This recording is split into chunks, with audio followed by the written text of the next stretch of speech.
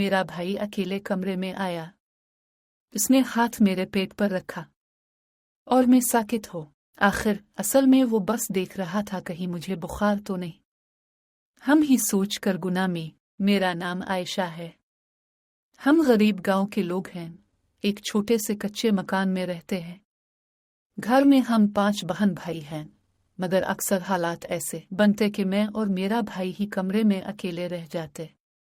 वो मुझसे छोटा था मगर काफी शरारती और जिद्दी।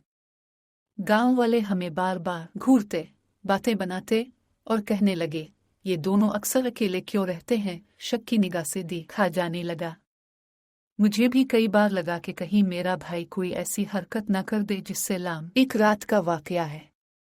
बारिश के बाद ठंडी हवा चल रही थी। बाकी सब सो चुके थे। मैं और मेरा भाई एक ही कमरे में मौजूद थे। मैं अपनी चादर ओढ़ कर लेटी थी। अचानक दरवाजा चरचरा कर बंद हुआ। मैंने चौंक कर देखा। मेरा भाई अंदर आया। इसके चेहरे पर संजीदगी थी, शरारत नहीं। वो आहिस्ता आहिस्ता मेरे पास आया। मेरा दिल जोर जोर से धड़कने लगा। गांव वालों की बातें याद आने लगी। देख, मेरे अंदर खौफ बढ़ता गया। और फिर वो लम्हा आया इसने अपना हाथ आहिस्ता से मेरे पेट पर रखा। मैं कांप गई। मैंने फौरन चादर और मजबूती से लपेट ली।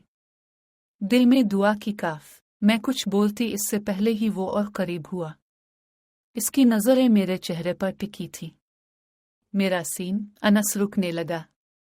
बाहर हुआ चल रही थी, अंदर कमरा अंधेरा था और मैं समझ बैठी कि वो चंद लम्हे गुजरे।